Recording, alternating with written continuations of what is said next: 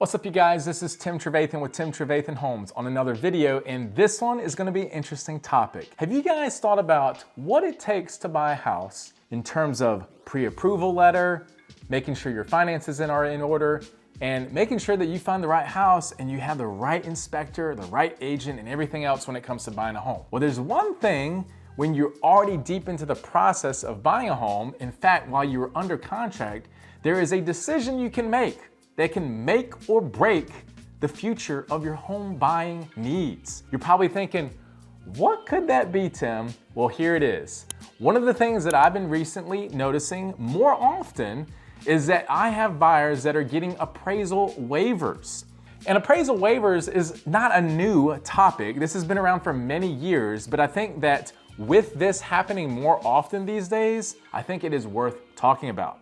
First, let's go ahead and dive into defining what is an appraisal waiver. Well, if you look at Rocket Mortgage's website, they have a definition that they gave about what is an appraisal waiver, and it says, an appraisal waiver shortens the appraisal process because buyers who qualify for a waiver can skip the in-person visit by a licensed appraiser. Instead, the lender will use data provided by an automated underwriting system to determine the value of the home being sold. This information will include prices from recent nearby home sales and any past sales data from the home the buyer is purchasing. So that's one definition. Probably a simple definition that I would give personally for myself would be an appraisal waiver is your opportunity to save you money when it comes to the appraisal itself, which can cost you $400 to $500. And on top of that, you don't have to worry about negotiating with the seller on the appraised value versus the purchase price if there is a difference.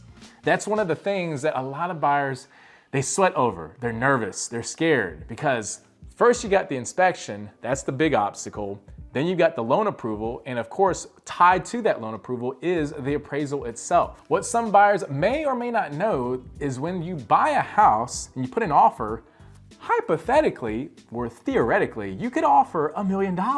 But the reality of this situation is that you won't have $1 million to spend even with a loan, and the seller won't get $1 million for the proceeds of the sale of his home. The reason being is because you have to know that the appraised value is what the amount that the bank is willing to loan up to. They have risk aversity as well when it comes to protecting themselves, and that has to do with the appraisal. They don't want to loan more money than the home is actually worth.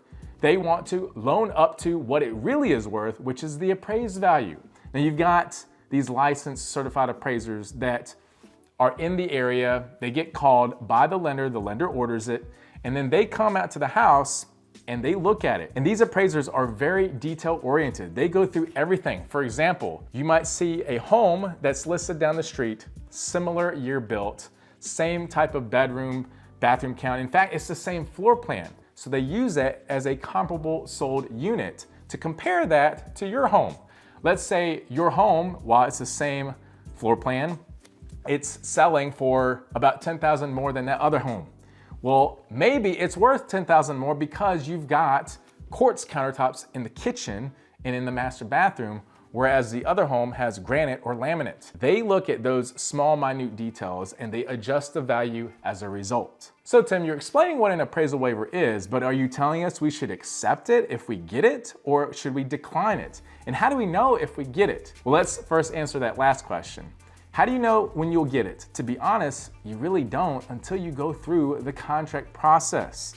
Now, what I've noticed is that in the last 18 months, I have had 4 appraisal waiver situations. When you look at the last 9 years of my tenure as a real estate agent, helping clients buy and sell homes, I've had other appraisal waivers occur during this time, but nothing like these days. In the last 18 months, I've had 4 once again. And I think part of the reason why is because these appraisal waivers are happening when you have a lot of homes that have sold in that neighborhood that can be used as supporting data that this home will get appraised for the value that it says it is on the purchase and sale agreement. Also, it depends on the buyer. Believe it or not, if you're putting down a bigger down payment with a higher credit score on a conventional loan, you have a higher chance of getting appraisal waivers as well. The reason being because the bank sees that you qualify for a loan and pass with flying colors, you're very much eligible to buy a home. And because the down payment's so big, that they know that you have no problems in terms of paying off the loan over the course of a 30-year fixed loan, for example. Now, one of those case studies, which I'm gonna go into 3, but I wanna tell you the 4th, which has to do with me. Out of those 4, one of those appraisal waivers was me. And it was with my house, and it was a refinance. Refinances have a higher chance of getting appraisal waivers because it oftentimes takes the data of when it last sold. And because I had just bought the home last summer, this home that I'm living in right now, and I refinanced this year, yes, I've got my ways to get lower interest rates that fast. And with this home, I was able to use that past data to corroborate and support the data that this home is worth what it says it is based on an appraisal waiver.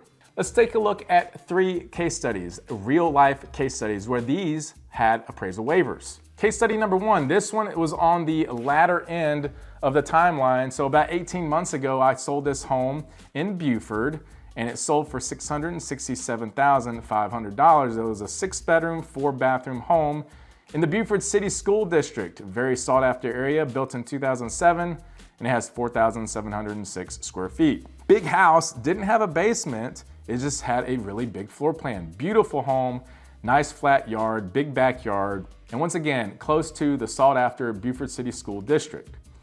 Now, another one that happened was very recent. This one actually sold literally 2 months ago, and this one was located in Duluth, Georgia. And this one sold for $348,000 in the Duluth High School District, a 3-bedroom, 2.5-bathroom home with 1,630 square feet, built in 1992. So this home was a little bit older, but it was very much a sought-after area, so my client loved it. They bought it. It was a first-time home buyer, so they called this their home, and they're gonna do a little bit of renovation, and then they're gonna move in a few weeks. In fact, at the time of speaking about it, they probably already have moved in. And lastly, here's another one that also happened very recently, just a month ago, and this one was in Johns Creek, and this one sold for $625,000. It was a 4-bedroom, 3.5-bathroom home in the Northview High School District, so very sought-after area. Built in 2017, it has 2,363 square feet. So you're probably wondering, well, does this tell me anything about which house has an appraisal waiver? Well, if anything, you can see that it can happen to any house. So you're probably thinking, if it happened to any house, why are you showing us these pictures? Well, I just like to show you pretty pictures of pretty houses, that's why. But just to give you an idea, an appraisal waiver can happen to any house, single family or townhome in any city, neighborhood, or area of Metro Atlanta or the state of Georgia. So you can see here 3 case studies. One was in Beaufort, one was in Johns Creek, one was in Duluth, and one was a refinance of my house, which I live in Lawrenceville. So it can literally happen anywhere. So the good news is when you buy a house, you might strike gold, is what I call it, with the lottery when it comes to an appraisal waiver. You're probably thinking, Tim, okay, it sounds like you're assuming and implying that an appraisal waiver is a good thing, because that is why you're doing this video, but you titled this video as it being the one thing that could be disastrous to a buyer if they don't do. Now here is where I tell you the good stuff. One of the things that I found very surprising was that out of these, let's say not mine, but just the 3 that had an appraisal waiver, was that 2 out of those 3 actually contemplated and considering rejecting and declining the appraisal waiver. Now you might be thinking, why would a buyer do that? An appraisal waiver sounds like a good thing. You save $500 on not ordering the appraisal. Your deadline is now shortened and you could technically close earlier.